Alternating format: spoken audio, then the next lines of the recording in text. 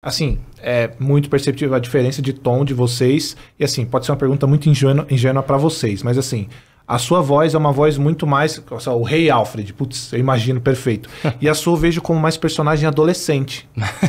Muito. Você tem essa parada da empresa olhar e falar, putz, esse dublador aqui é um cara pra dublar adolescente. Esse aqui já é pra um reino nórdico. Eu vou falar um negócio tipo. e você me corrige, porque você escala, você sabe melhor que eu, né? Falar. Mas muitas vezes eu vejo os diretores escalando muito pela energia do dublador com aquele personagem que vai estar na tela. Tá. Né? Então, por exemplo, a voz tem que combinar, obviamente, a voz, né? O timbre tem que combinar com o personagem, mas eu enxergo que eu, por ter essa voz mais jovem, de fato, eu faço muita coisa de molecada. Eu fiz muito anime, que é muito shonen, que é muito tipo...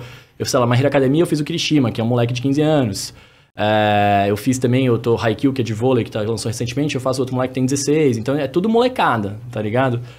O personagem mais grave que eu fiz foi no Dr. Stone, eu faço o Ryusui, que ele tem um grave que eu não tenho, então toda a escala eu saio, quando eu saía tudo, né, com a voz toda zoada. Uhum.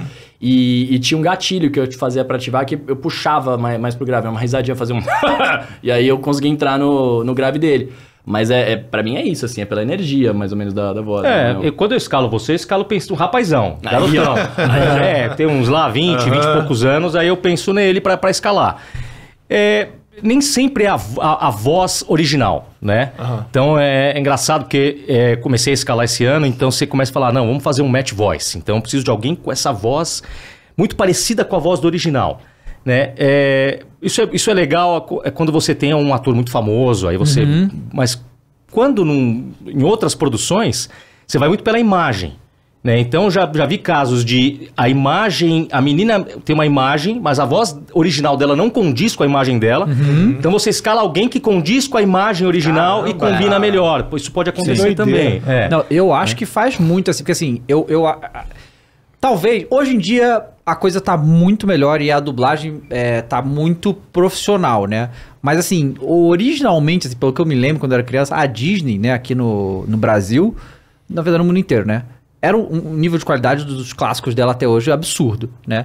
E eu achava isso deles, que eles pegavam isso que você falou, não necessariamente parecido com a voz original, mas que combinasse com aquele personagem. Exatamente. Né? E porque, cara, assim, porque a gente vive falando disso aqui, que a gente acha que a dublagem é muito melhor que a americana. Eu acho que assim, não dá nem pra comparar, nem pra começar a comparar. Eles melhoraram nos últimos anos, mas pelo amor de Deus. Tipo, desenho animado, principalmente, né?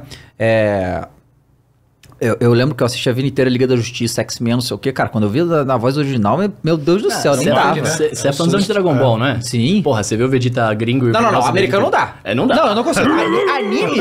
Assim, cara, eu assisto anime japonês, sabe qual é? Eu acho que eles mandam muito bem lá e tal. Sim. Mas americano fazendo anime é meio vergonhoso, assim, na verdade. E assim, desde lá aqui no Brasil, Cavaleiro Zodíaco e o Vergonhoso? É tão ruim assim? É constrangedor. Caraca, sério. Juro você, a americana, né? Uhum. Lá o Yu Yu Hakusho, o Cavaleiro Zodíaco, o próprio Dragon Ball original, quando há 30 anos era dublado aqui, uma coisa perfeito, sabe? Então assim, a gente sempre teve essa escola aqui, né, cara? A dublagem brasileira é boa faz muito tempo, né? Sempre foi boa, né, cara? Uhum. É boa, cara, eu acho, porque é todo mundo muito exigente, saca? Pelo menos nos lugares que eu trabalho, claro, você tem produtos e produtos e tal, mas todo mundo te exige muito. A gente se preocupa se a boca vai abrir ou fechar pra você ver que sílaba você vai falar no final da palavra, saca? Eu não vejo essa preocupação em muitos outros lugares, né, do mundo, assim. Você vê a dublagem, puta, sei lá, não quero, longe de querer falar mal de colegas, assim, mas você pega a dublagem mexicana lá, por exemplo, cara, eu dublei uma série turca... Vou falar, cara, BR é foda. Não, Brasil é zica. É isso. Eu dublei uma série turca que alguns episódios a gente teve que dublar do espanhol. Uhum. E nossa, cara, nada batia, assim. O cara começava muito a ensinar muito, depois você fala, velho, como é que eu vou encaixar essa frase?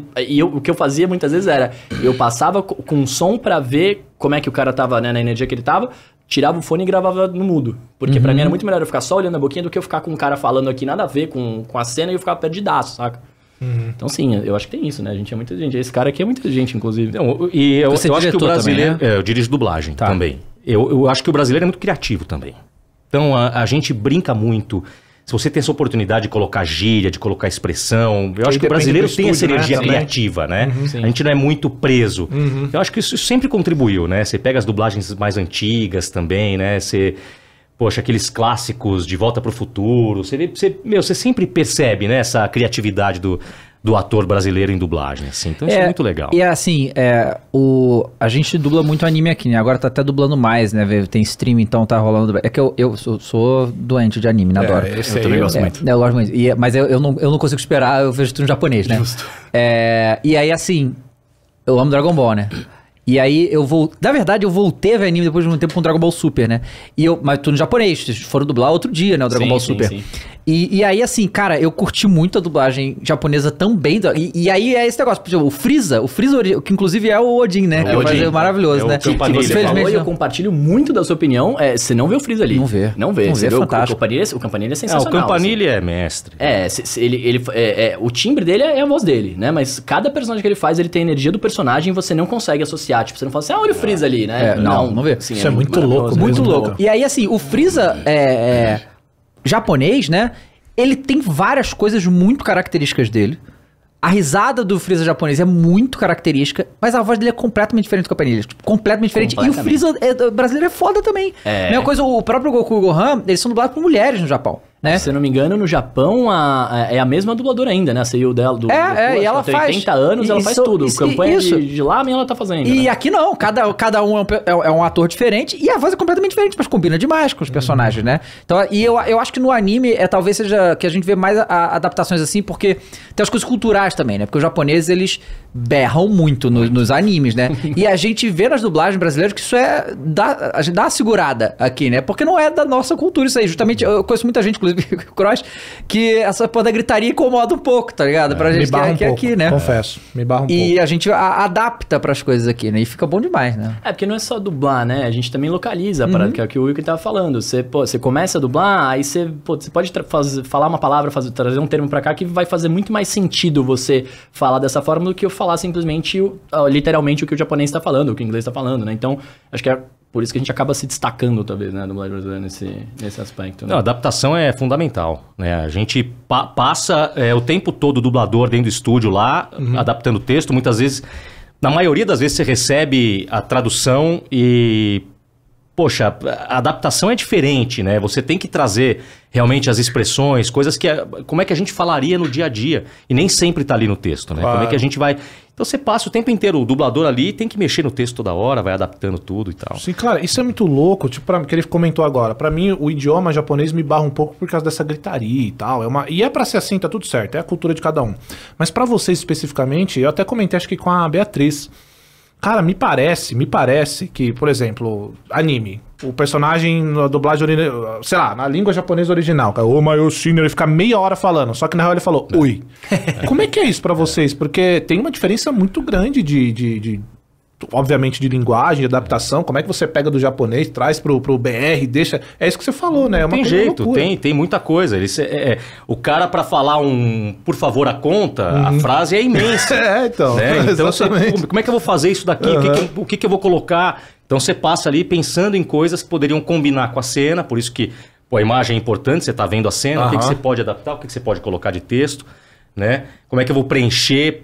Tem o coreano, né? Que toda hora termina com...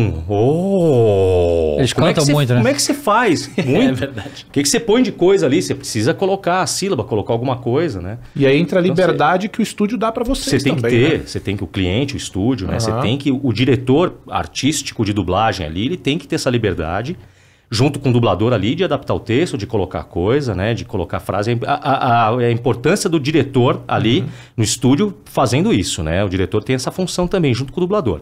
Tem muito dublador que faz, tem muito dublador que não faz, mas o diretor tem que estar lá adaptando o texto, checando para ver se deu liga aquilo que... Bom, eu mudei aqui, mas será que deu liga na resposta, no que o outro falou na sequência? Você tem que estar sempre de olho, ouvindo o que foi gravado, mudando para o próximo. Pô, isso aqui o cara não gravou ainda, vou mudar para o próximo. Sempre de olho ali para não ficar uma coisa desencontrada.